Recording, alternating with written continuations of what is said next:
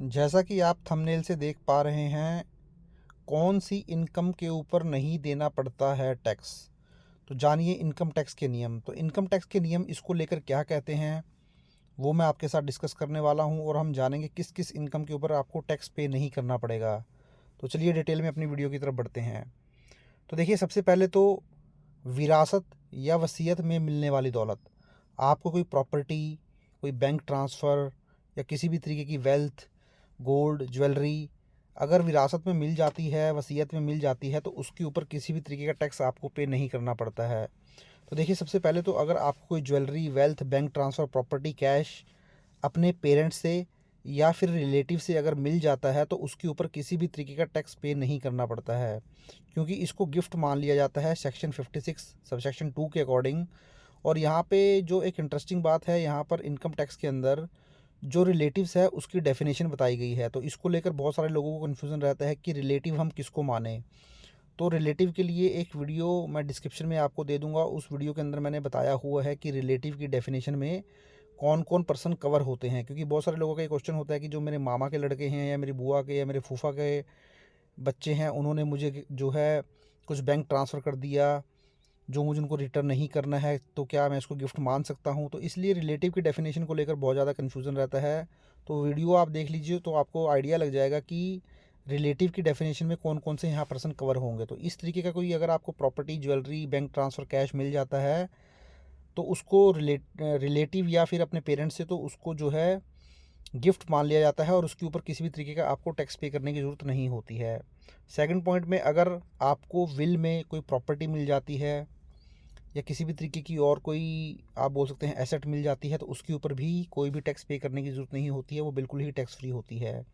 But suppose कोई भी आपको जो गिफ्ट में या इनहेरिटेंस में या विल में प्रॉपर्टी मिली या पैसा मिला, अगर आप उसको फर्दर इन्वेस्टेड कर देते हैं, तो उस केस में फिर आपको उसके ऊपर टैक्स पे करना पड़ता है। सपोज़ आपके पेरेंट ने आपको 10 लाख रुपीज़ बैंक ट्रांसफ़र करवा दिए, जो कि गिफ्ट था, आप उनको रिटर्न नहीं करेंगे। अब आप उस 10 लाख रुपीज़ की सपोज़ एफडी करवा लेते हैं, तो उस केस में फिर जो एफडी का इंटरेस्ट होगा उसके ऊपर आपको टैक्स पे करना पड़ेगा।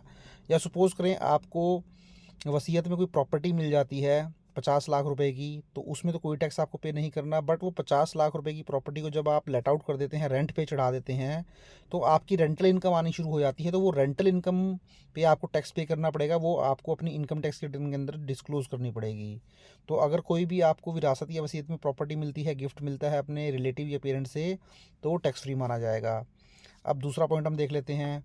देखिए, अगर आप किसी पार्टनरशिप फ़र्म के अंदर पार्टनर हैं, तो उस केस में क्या होता है, जब आप पार्टनरशिप फ़र्म में पार्टनर होते हैं और वहाँ पर आपको कोई प्रॉफ़िट का शेयर मिलता है, तो उस प्रॉफ़िट के शेयर के ऊपर आपको कोई भी टैक्स पे नहीं करना पड़ता है। सपोज़ आप किसी पार्टनरशिप फ़र्म में पार्टनर है और उस पार्टनरशिप फ़र्म को 10 लाख रुपए का प्रॉफ़िट हो जाता है और आप 2 पार्टनर हैं, इक्वल पार्टनर हैं, तो आपको दोनों को 5-5 लाख रुपए का प्रॉफिट जो आएगा 50-50% रेशियो में, तो वो जो 50-50% रेशियो में 5-5 लाख का प्रॉफिट हुआ है, वो आपके हाथ में टैक्स फ्री होगा, उसके ऊपर टैक्स पे नहीं करना होगा। इसका रीज़न क्या है?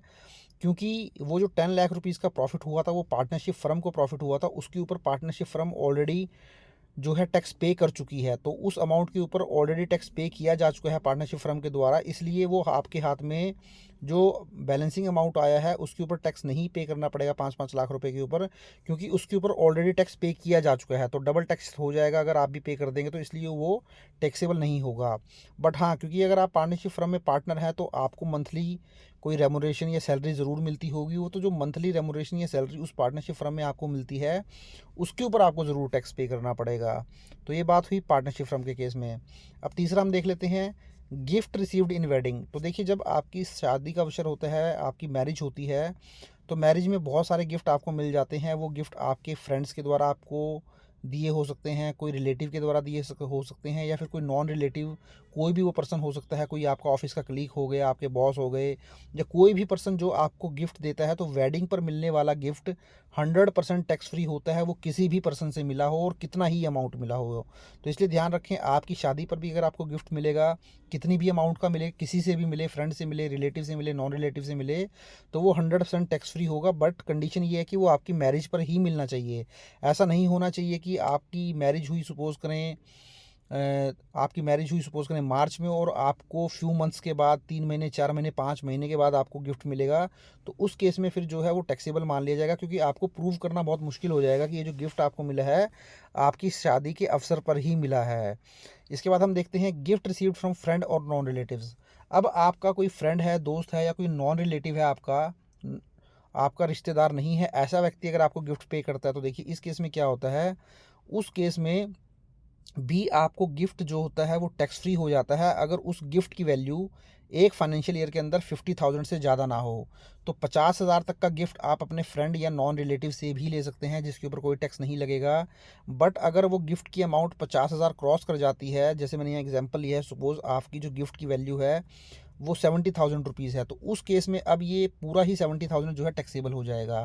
तो इसलिए ध्यान रखें, कोई गिफ्ट आप अपने फ्रेंड से लें या नॉन रिलेटिव से लें, तो उसकी एक फाइनेंशियल ईयर के अंदर अंदर जो वैल्यू है वो 50,000 से कम ही रखें। 50,000 जैसे ही क्रॉस करेगा, सपोज 51,000 भी हो गया, तो पूरा अमाउंट आपको टैक्सेबल हो जाएगा। जैसे मैंने यहाँ एग्जांपल में बताया है 70,000 मिला, तो पूरा 70,000 जो है वो टैक्सेबल हो जाएगा, क्योंकि इसकी अमाउंट 50,000 से ज़्यादा है। इसी तरीके से प्रॉफिट रिसीव्ड फ्रॉम शेयर और इक्विटी ओरिएंटेड म्यूचुअल फंड। तो देखिए, आप भी शेयर मार्केट में ट्रांजैक्शन करते हैं और वहाँ पर कोई इक्विटी शेयर सेल करते हैं या फिर इक्विटी ओरिएंटेड म्यूचुअल फंड को सेल करते हैं, और यहाँ पर आपको लॉन्ग टर्म कैपिटल गेन हो जाता है। तो लॉन्ग टर्म कैपिटल गेन होता है अगर आप इनको सेल करते हैं 1 साल के बाद, तो यहाँ पर 1.25 लाख तक का होने वाला long term capital gain tax free होता है। तो 1,25,000 तक कोई टैक्स आपको पे नहीं करना पड़ता है। बट अगर आपके लॉन्ग टर्म कैपिटल गेन की अमाउंट 1,25,000 क्रॉस कर जाए, तो उस केस में भी आपको 1,25,000 का बेनिफिट मिल जाता है। सपोज़ आपको लॉन्ग टर्म कैपिटल गेन हो जाता है 2 लाख रुपीज़ का, तो इसमें 1,25,000 तक एग्जम्प्ट हो जाएगा, केवल 75,000 ही आपको टैक्सेबल होगा। इसके बाद हम देखते हैं लाइफ इंश्योरेंस क्लेम और मैच्योरिटी अमाउंट। तो देखिए, अगर आपने भी कोई LIC करा रखी है, वहाँ आप प्रीमियम पे करते हैं, तो वहाँ पर जब उसकी मैच्योरिटी होती है, कोई क्लेम आपको मिलता है, तो वो जो क्लेम होता है वो 100% टैक्स फ्री होता है। इसी तरीके से देख सकते हैं हम, इसमें कंडीशन भी होती है।